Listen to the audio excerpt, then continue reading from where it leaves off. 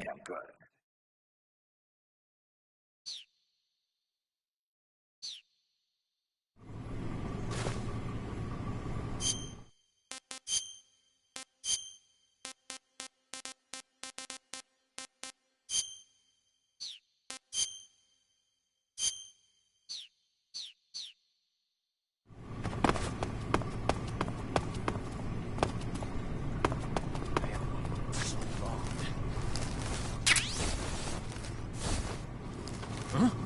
What do you think you're doing?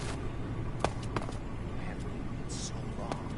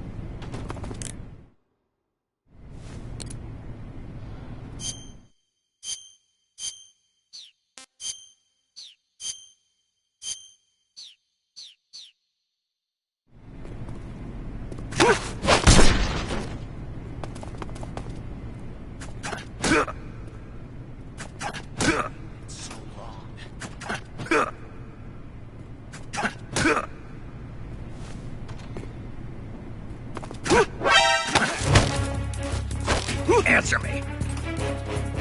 Eat spoiled food?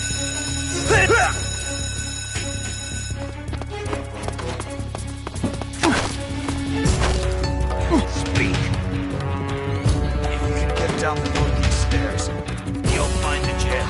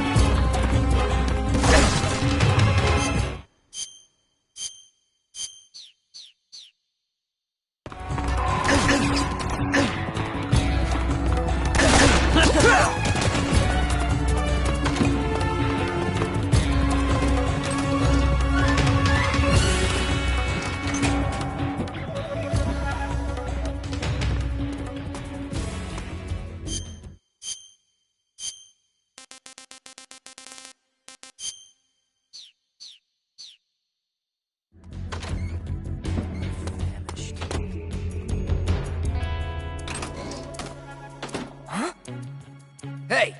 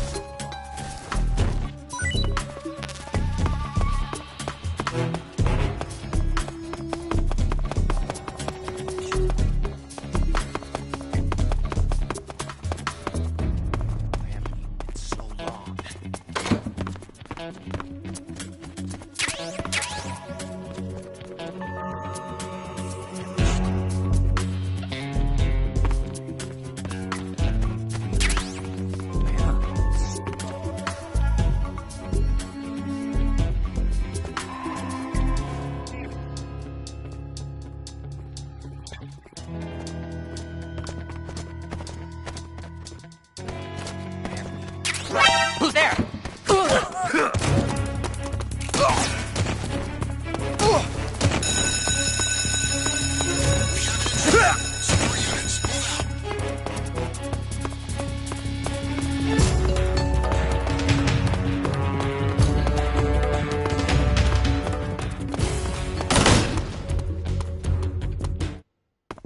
So hungry.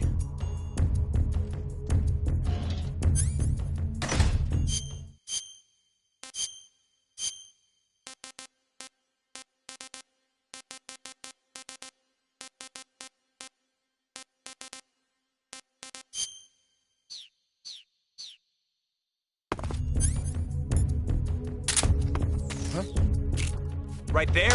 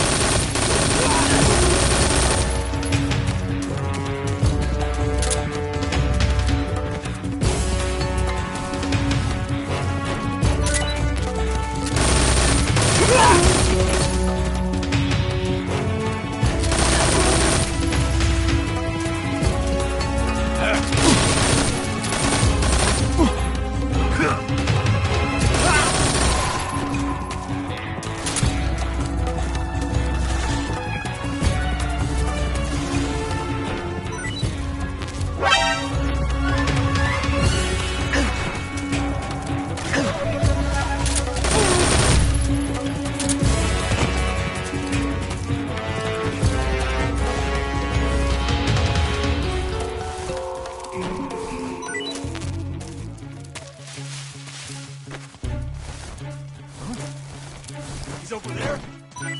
I see him.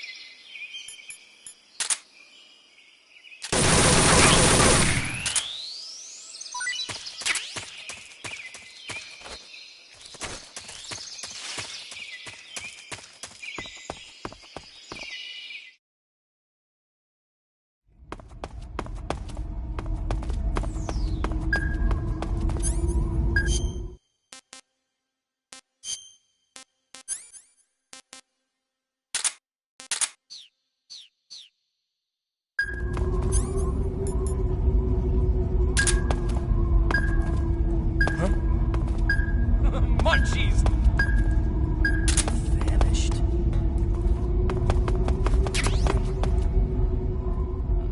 That tastes good. Huh? Munchies!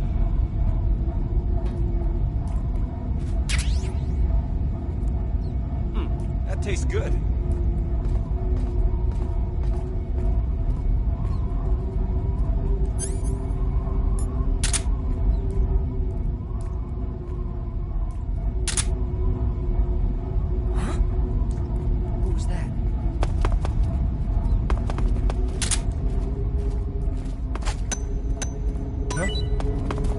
that sound?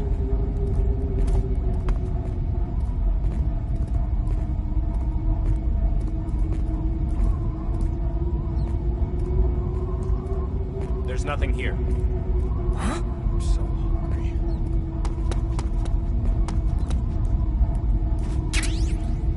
What's wrong? Huh? What's wrong?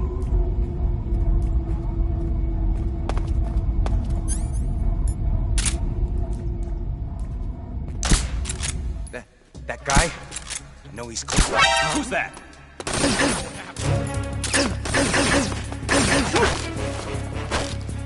Speak. HQ. Answer me.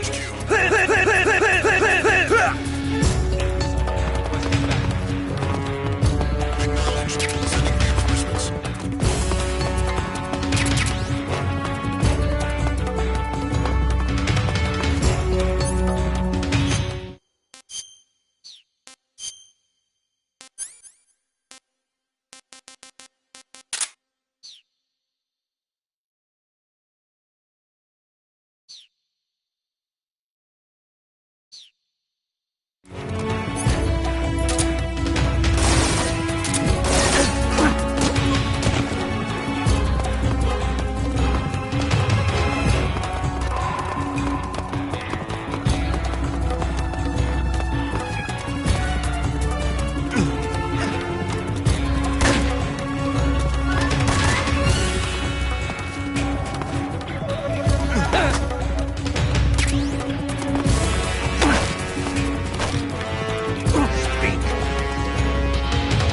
Just try and kill me.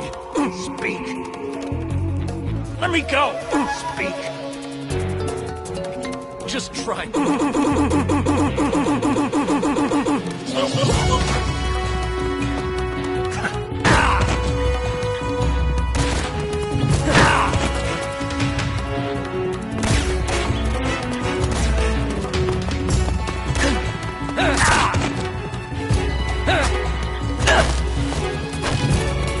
Answer me.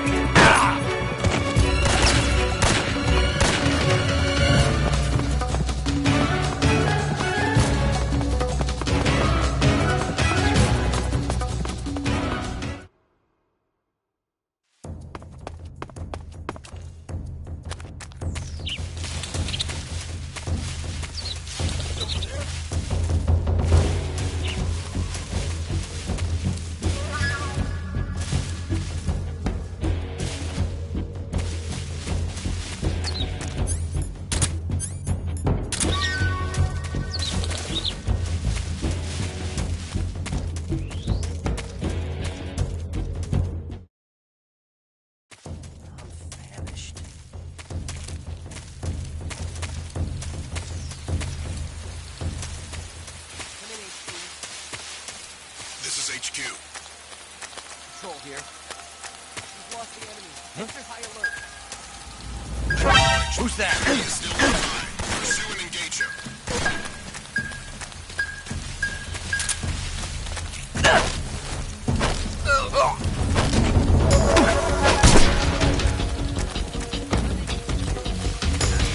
This is HQ.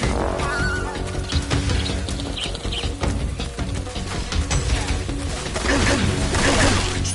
Eliminate all enemies.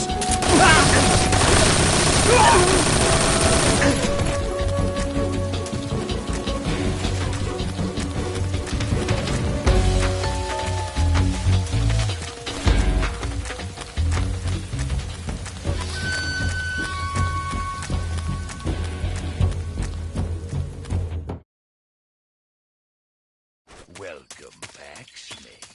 I've been waiting for you.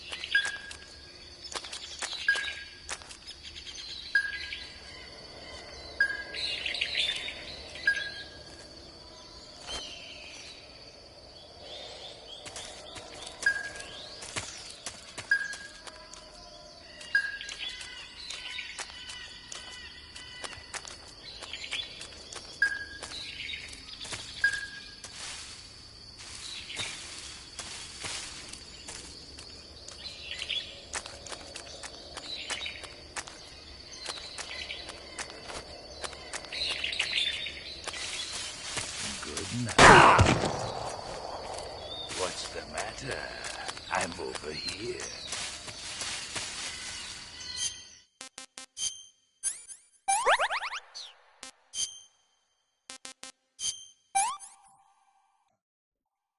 That's damn good.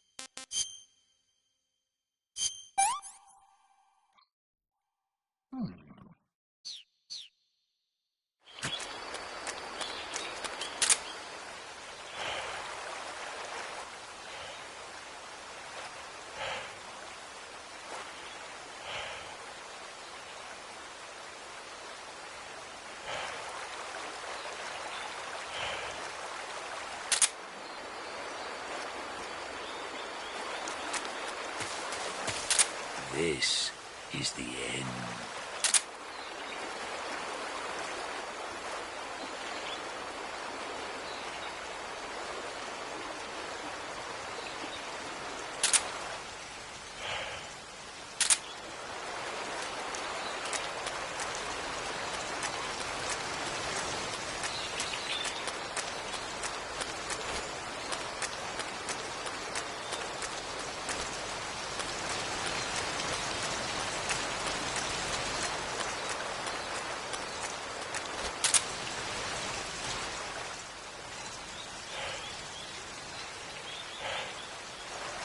This is the end.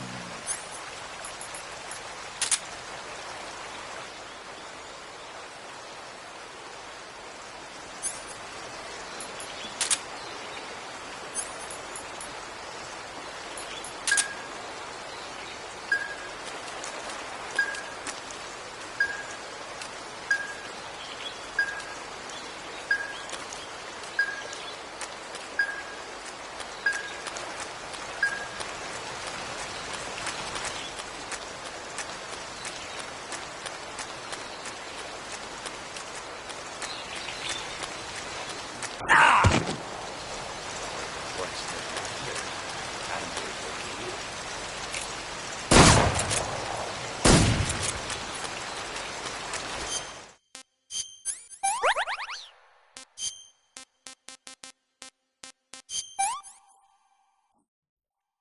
This is horrible. I'm gonna puke.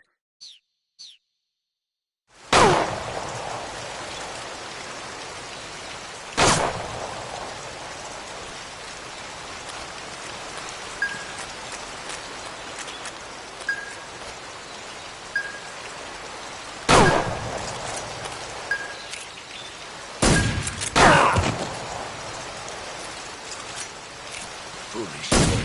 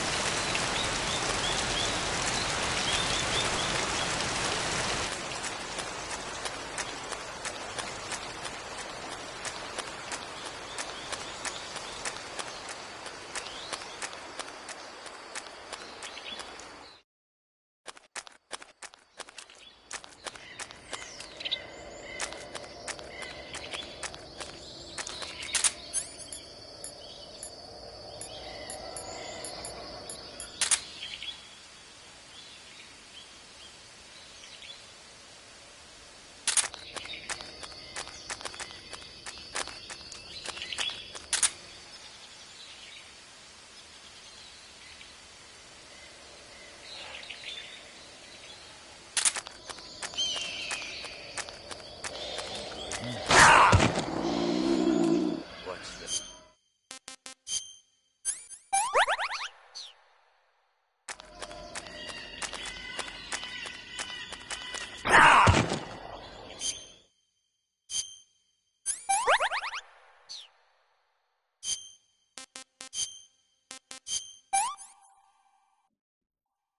That's damn good.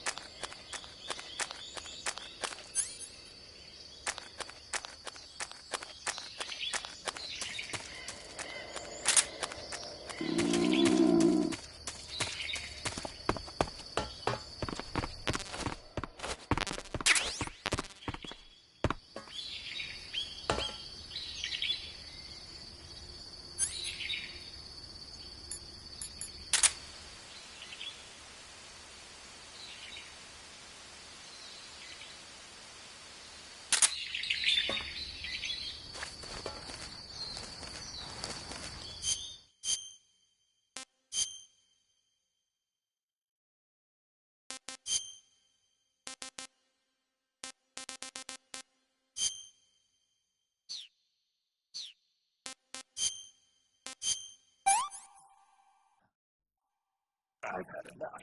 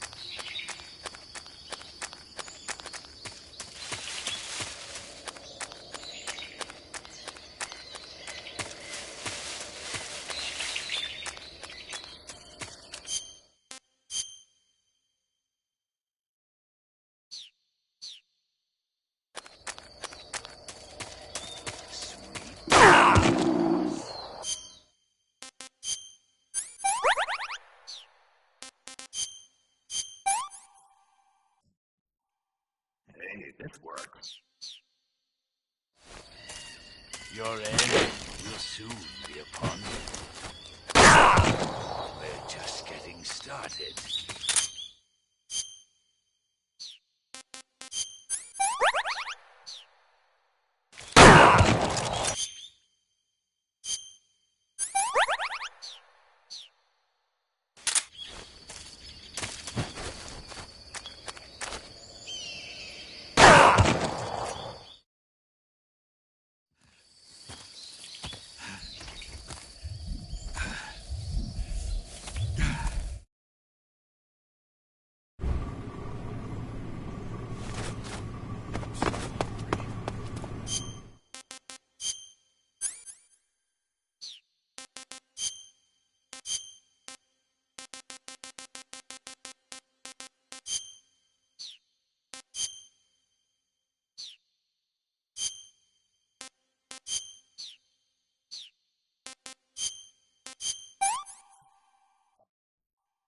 I want some more. It's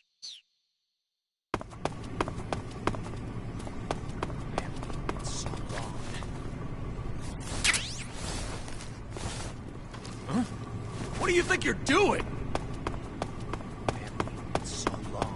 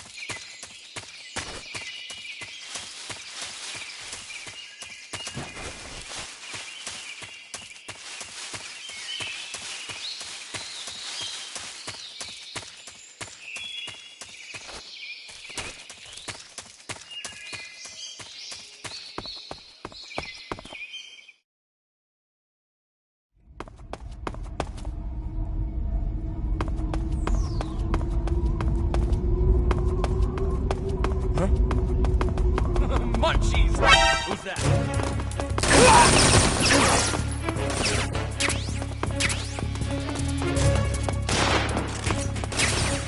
Acknowledged.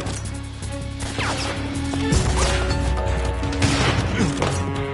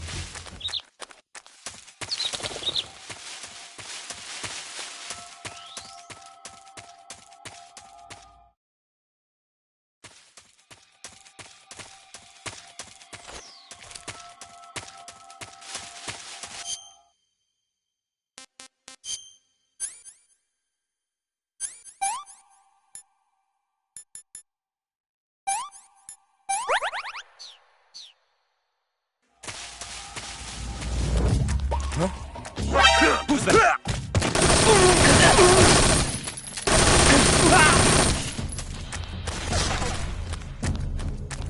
I'm in HQ. This is HQ. Acknowledged. Eliminate all enemies.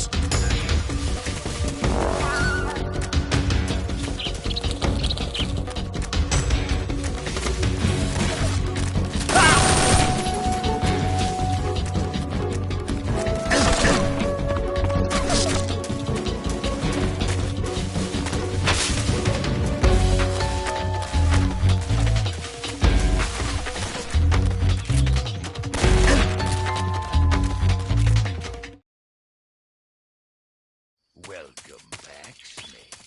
I've been waiting for you.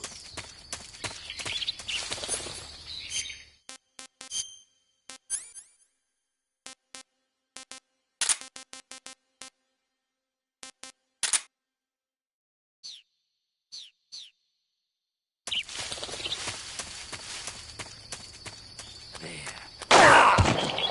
You call yourself a son of the boss?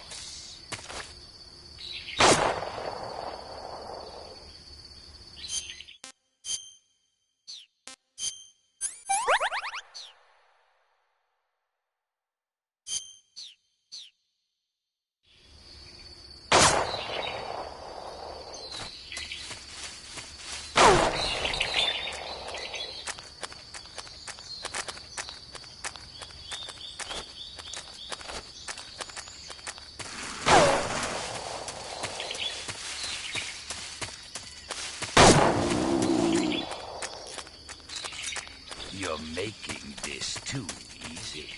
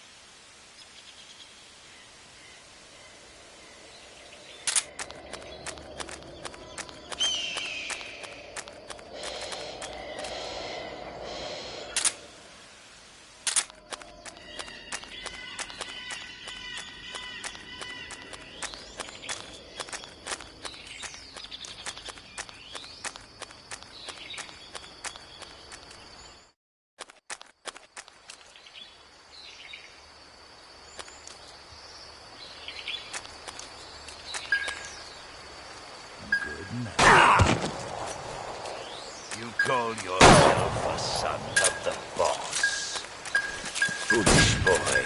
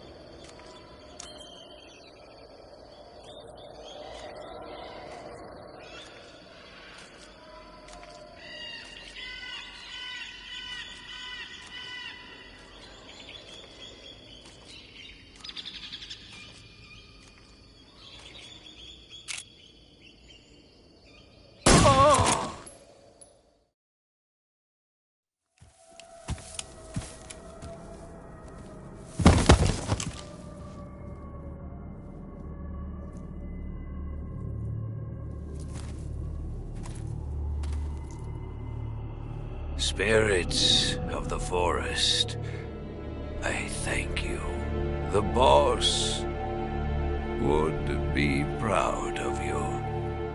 The time has come for a younger generation to rise.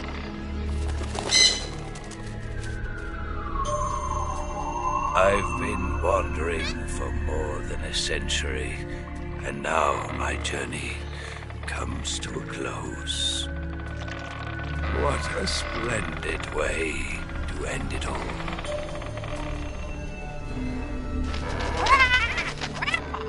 I have no regrets.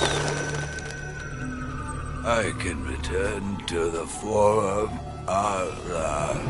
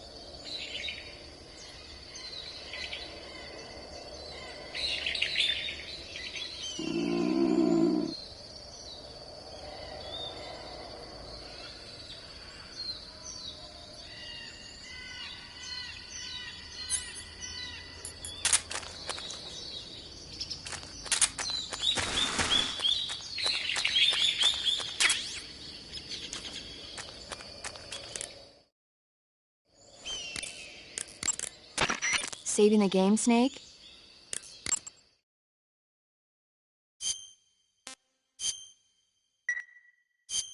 Snake, have you seen The Magnificent Seven? Sorry. It's a remake of the Japanese classic, The Seven Samurai. only in a Western setting. This tiny Mexican village is attacked every year by bandits. Finally, the village elder can't stand it any longer and decides to hire someone to protect the village. 7 gunmen respond to the call. They teach the villagers how to shoot and prepare for the oncoming attack. But then, the enemy shows up at the village with a huge band. Then what happens? You'll just have to see it for yourself. I don't want to spoil it. Oh. Movies are only fun when you actually watch them. There's something you have to experience for yourself.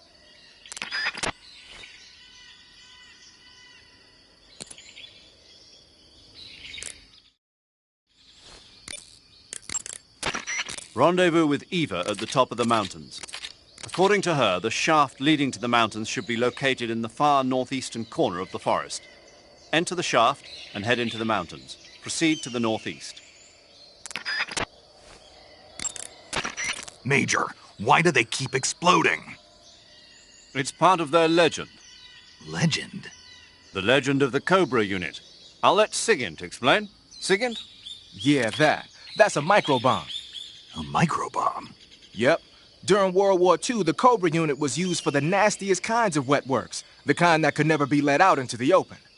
Their missions were so top secret that not only were they forbidden to be taken prisoner, they couldn't even leave their corpse behind. Because of this, or so the legend goes, they carried a microbomb with them on their missions in case they needed to commit suicide.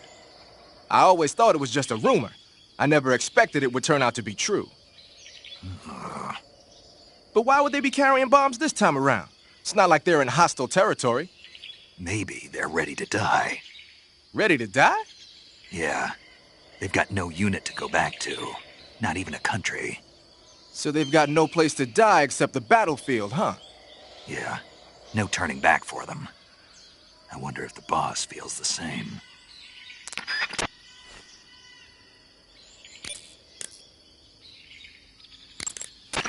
You should be able to find Ezocomfrey in that area. Ezocomfrey is a plant in the comfrey family that's found only in Selenoyarsk. If you find one, you can use it as a cast to treat broken bones.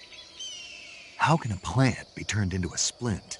The roots of the Ezocomfrey are extremely sticky. You can use them as a kind of plaster cast to fasten the affected area in place. I get it. Snake, that is... The camo index...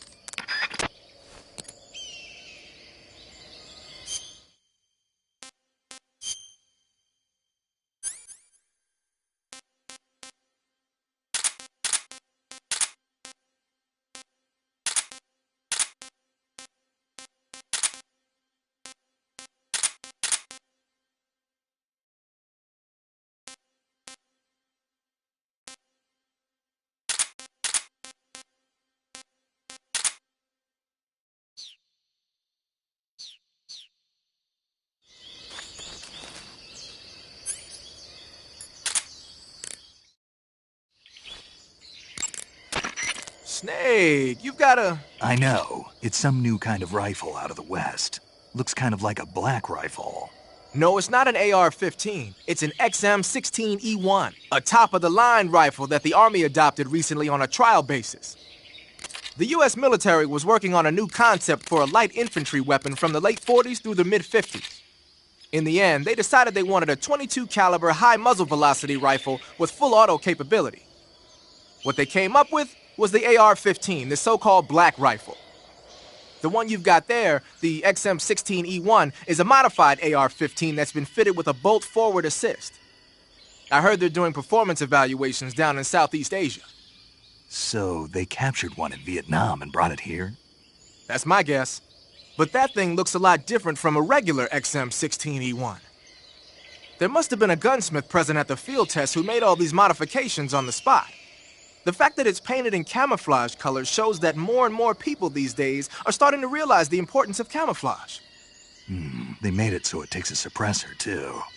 Yep, that's a nice feature to have for a recon unit on a sneaking mission deep in enemy territory. You can attach and detach the suppressor by opening the weapon window and pressing the enter button. Oh, and the firing mechanism's been modified to enable 3-shot bursts. Why the hell would they do that? These days, a lot of new recruits aren't used to firing in full auto mode. They have no trigger control and end up emptying the whole clip at once. Maybe they were experimenting with ways to prevent that and came up with the burst mechanism as a possible solution. Stupid idea, if you ask me. Hey, give it a chance. It might come in handy. Open the weapon window and press the action button to switch between semi-auto, full auto, and 3-shot burst modes. Have fun with that.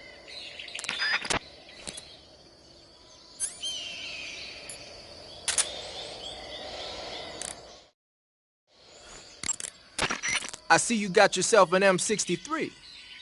The M63 is an American-made system weapon. Yeah, I've heard of it before, but...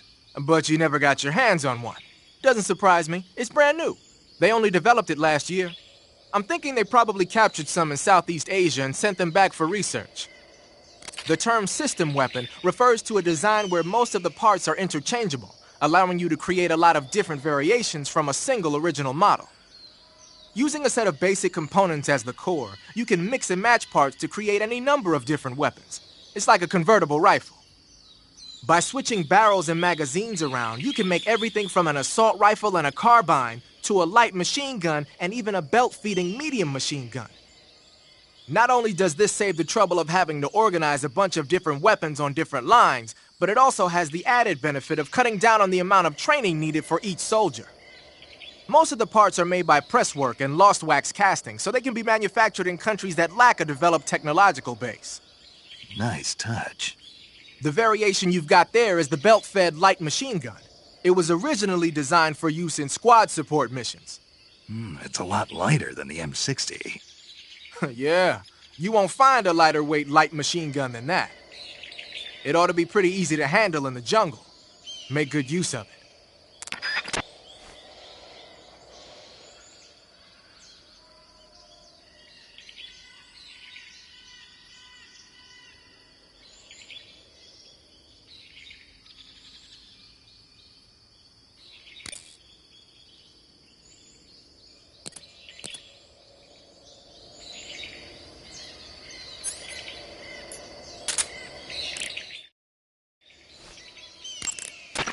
Ah, I see you got yourself an M37. The M37 is a 12-gauge pump-action shotgun.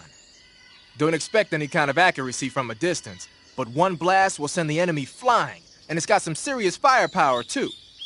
Good thing to have with you in close-range combat. It takes a while to reload, though, so plan accordingly.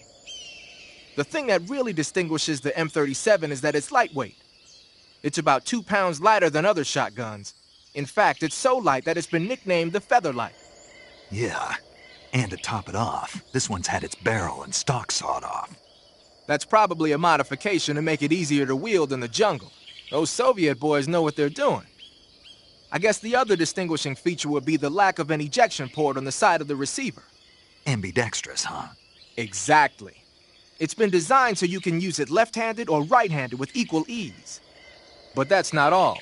The low number of apertures means that it won't get jammed up as much with mud and dirt when you use it out in the field. This weapon is made for the jungle. Good to know.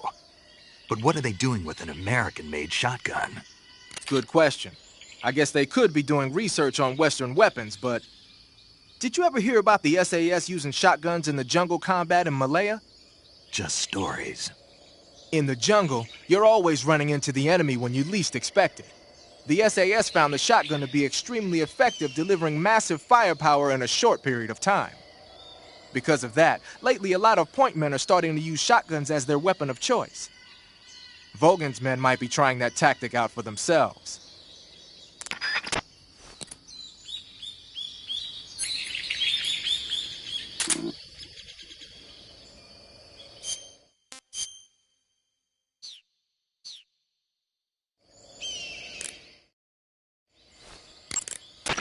You're using a Mosin Nagant? Yeah, it's what the End was using.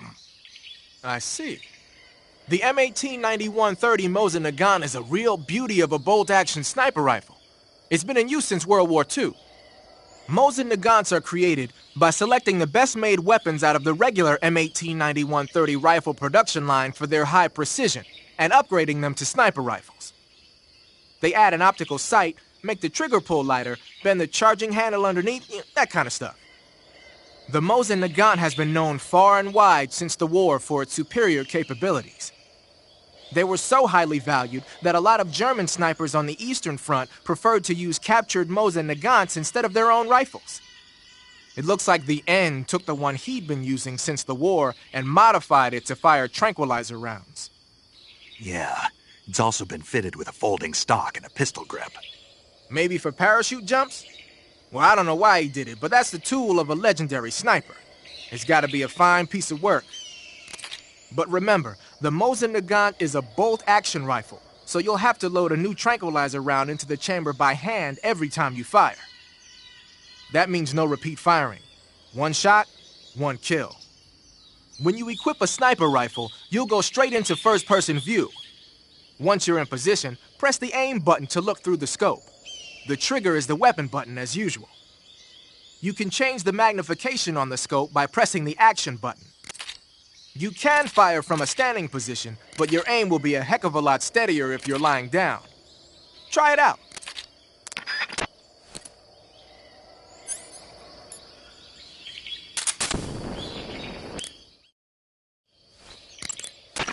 A torch? A little primitive, but a light's a light. From what I can tell, that torch is made of white birch dipped in turpentine. It burns long, so I don't think you'll have a problem with it burning out on you. If you equip it and press the CQC button, you can use it to smack the enemy.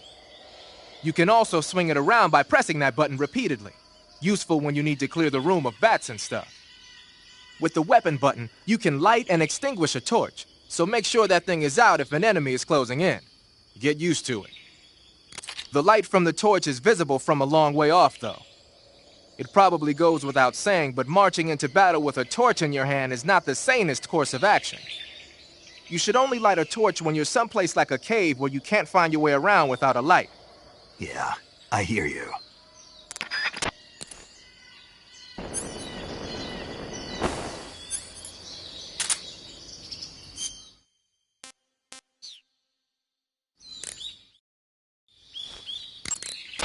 Gonna use a grenade, huh? That's an RGD-5, the standard blast fragmentation grenade of the Soviet Army.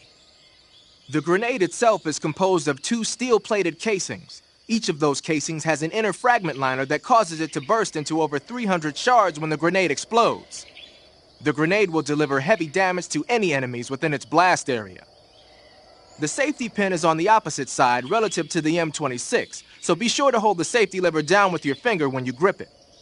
The safety is released when you actually throw the grenade, and it'll explode about 3 seconds later. So what you're saying is, it won't explode in my hand while I'm holding it? Of course not. Oh. To throw a grenade, press and release the weapon button. Remember that how far you throw it depends on how long the button's pressed. A short tap will drop it close to you, and a long press will lob it away. It'll probably be easier to control your throw if you do it in first-person view.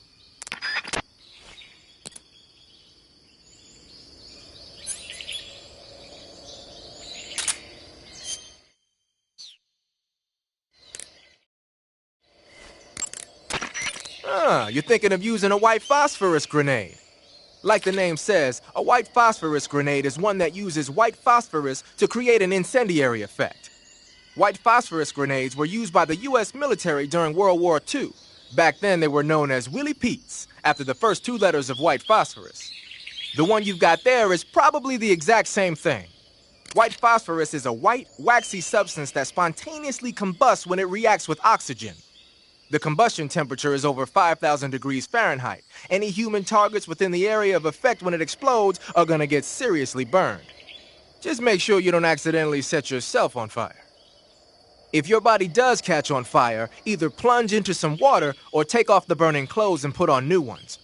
Rolling repeatedly should put the flames out pretty quick, too.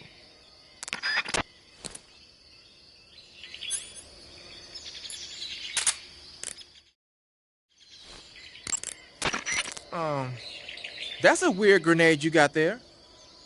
From what I can tell, it's an anti-electronics weapon that works by scattering a bunch of metal foil in the air to interfere with radio signals.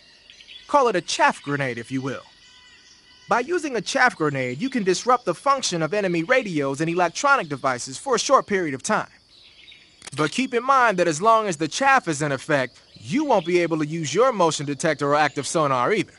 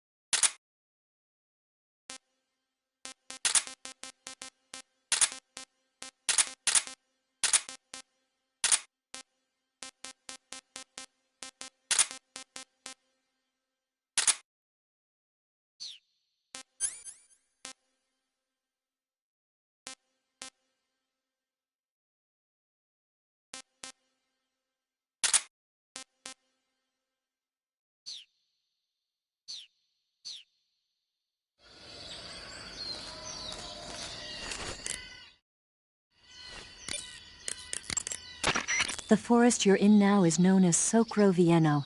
The name means the most holy woods. It's been venerated since ancient times as the sacred home of the spirits of the forest. It's the largest and deepest forest in the region and is divided into 3 areas: south, west, and north. Try not to get lost, okay? There's an armory in the southern area. If you need some extra ammo, you might want to pay it a visit.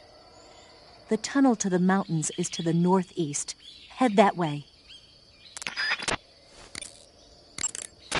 Eva, how are things on your end? Are you going to be able to make it? I'm fine. I managed to slip out okay, though I did run into a few snags. Is there a problem? I took a little detour on my way here. Detour? Yeah, I thought since you went to all this trouble to meet me, I should give you a present. A present? What is it? You really want to know? Yeah. It's a secret. You'll find out when you get here. The tunnel to the mountains...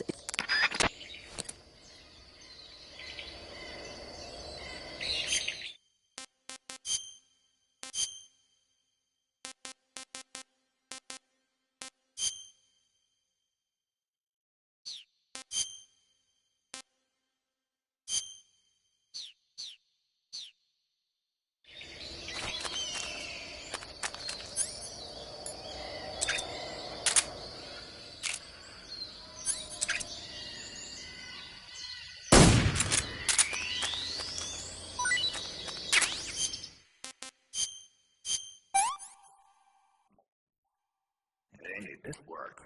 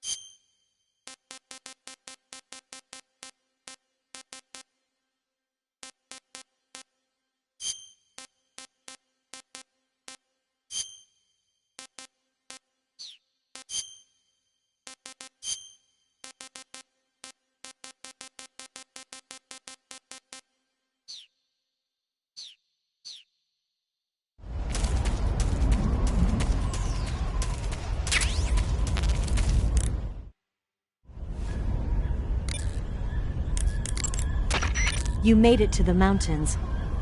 Those mountains are known as Krasnogorye. The name means the Red Mountain Ridge in Russian. The entire range has been fortified to act as a defense for the great fortress of Groznygrad. The area near the top has been dug with bunkers and trenches, and there are anti-aircraft gun emplacements everywhere. It's literally an impenetrable wall. Proceed with caution. Oh, there's a provision storehouse in the hillside area, and there's an armory at the summit. I'll meet you in the ruins at the top of the mountains. The summit is still a ways up. Keep going forward.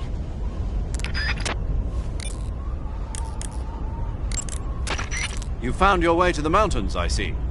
There's an underground tunnel near the top. You can use it to sneak into Groznygrad. But Eva said the door to the tunnel is sealed off. Yeah, she's supposed to bring me the key. First, rendezvous with Eva and get the key from her. The rendezvous point is in the ruins at the summit. The summit is still further up the mountain.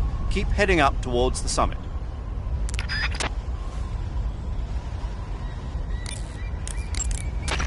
Snake, the altitude in those mountains is pretty high. That means the oxygen concentration in the air is lower than normal. When there's less oxygen in the air, naturally you'll be breathing less oxygen as well, and the oxygen content of your blood will go down. In other words, you run the risk of becoming hypoxic. Hypoxia is a very serious condition. In the worst cases, it can lead to pulmonary and cerebral edema. I don't think you need to worry right now, but all the same, be careful. So, what do I need to be careful about? In high-altitude areas, you will tire quicker than normal. Okay. Snake, climbing uphill takes a lot of stamina as it is, but on top of that, the air up there is thinner than normal. You're burning through stamina a lot faster now than ever before.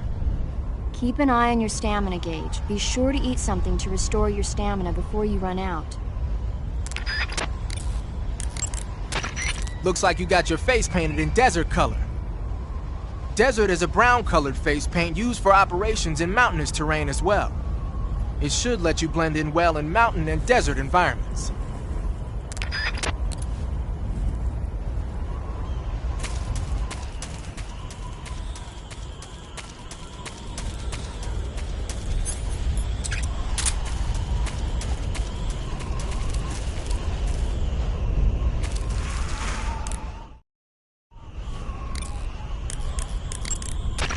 Saving the game, Snake?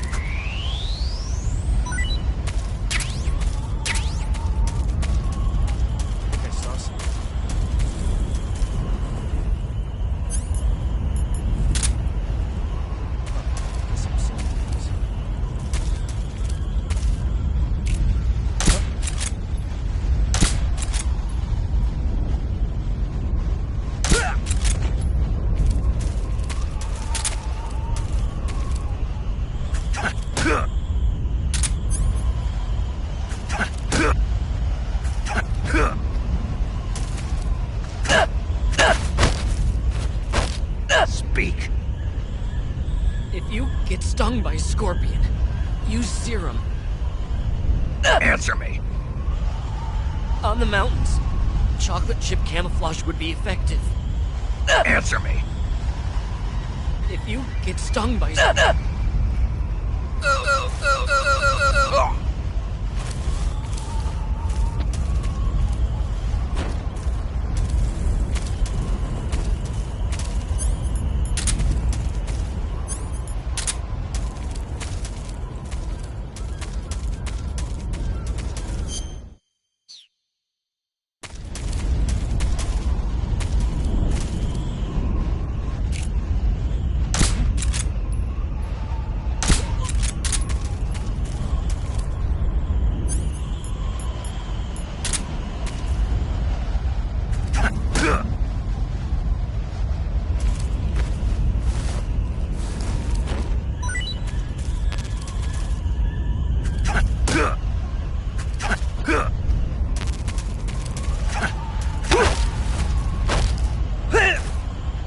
Speak. Request to call up alert 140.94. Speak. Bastard. Answer me.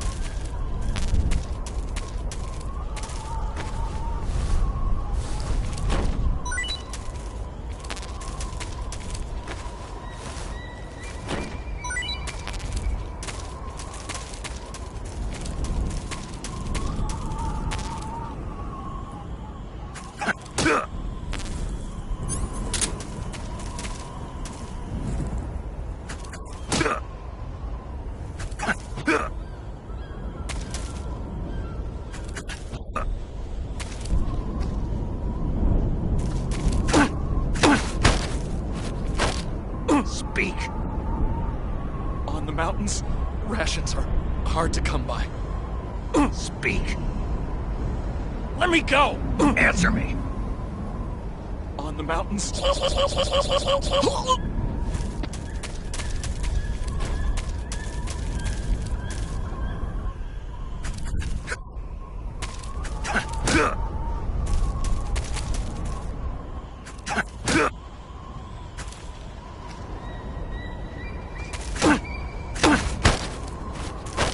Speak. Just try and kill me. Answer me. Let me go! Speak. Just try and...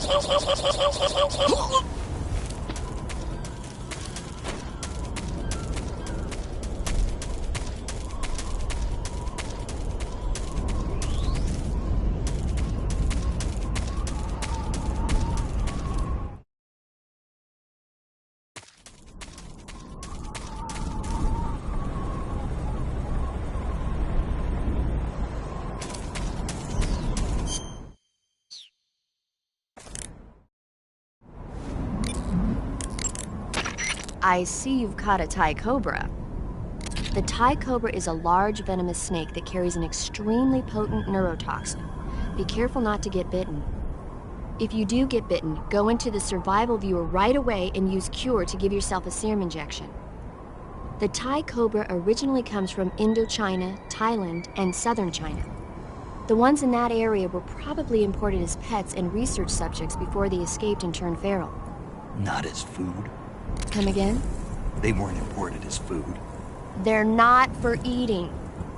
So they don't taste good then. That's not my point. It's not a matter of whether they taste good or not. People don't raise snakes for food, period. Okay. So you're saying they might be good to eat, right? Only one way to find out. I see you've captured a white-rumped vulture.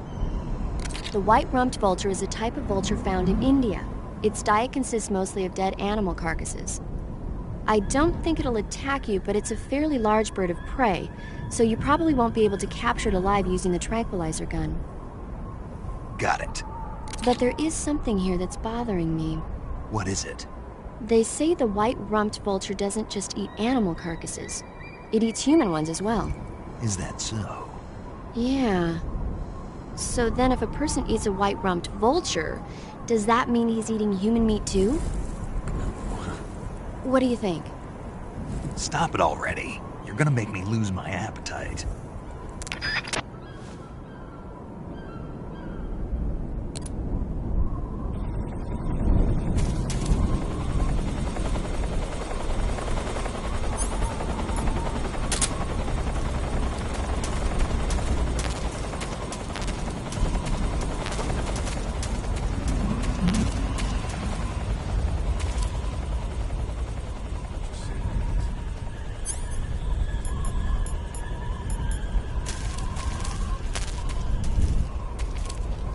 What the?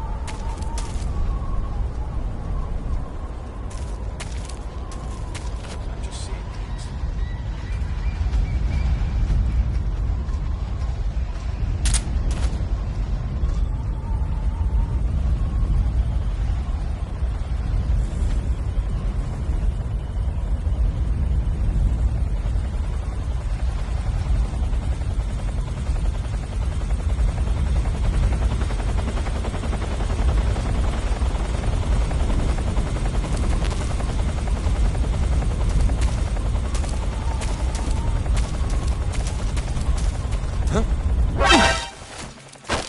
Speak.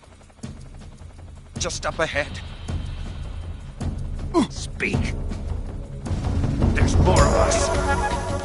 Speak. If you want to learn more, take a look at the survival viewer map. Answer me.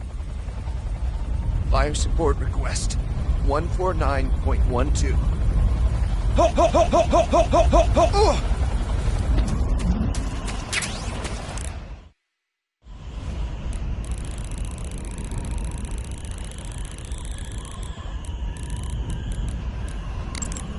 This is Patrol, requesting fire support. Over. Understood, Patrol. Commencing fire support. As per standard operating procedure, this frequency will no longer be used. Out.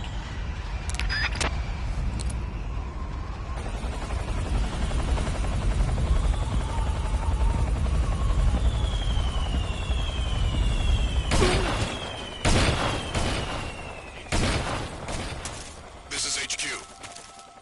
Patrol here. We're under fire. Position unknown. Commencing alert status. Acknowledged. Sending reinforcements. Use extra caution.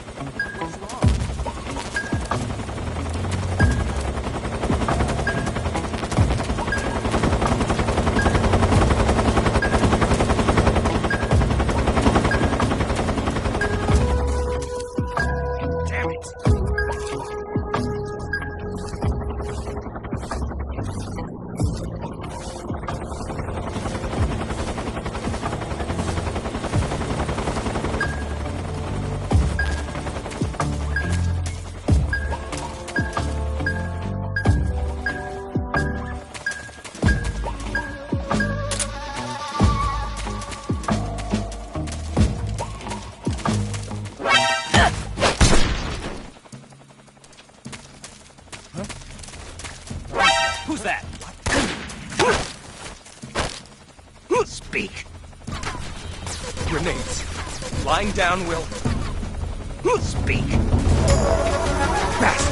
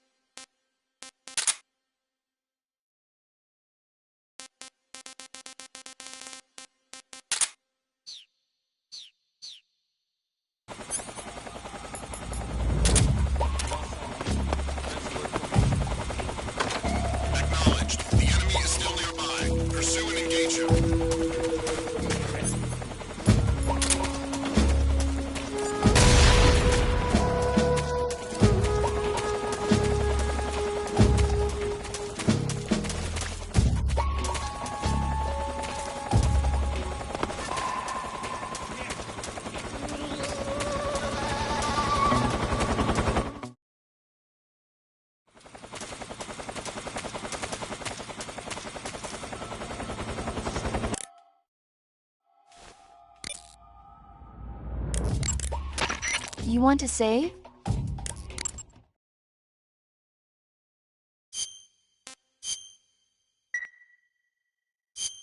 Paramedic, what was that movie you were talking about earlier?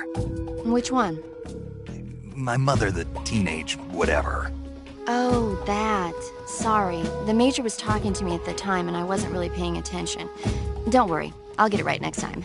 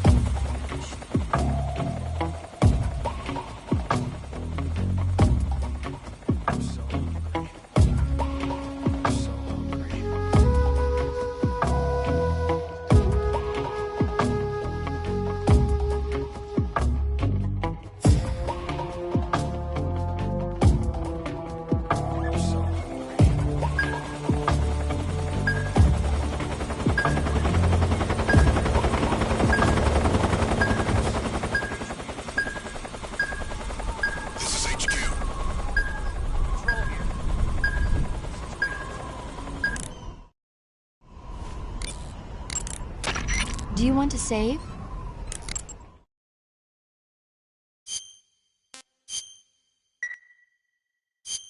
Snake, have you ever seen North by Northwest?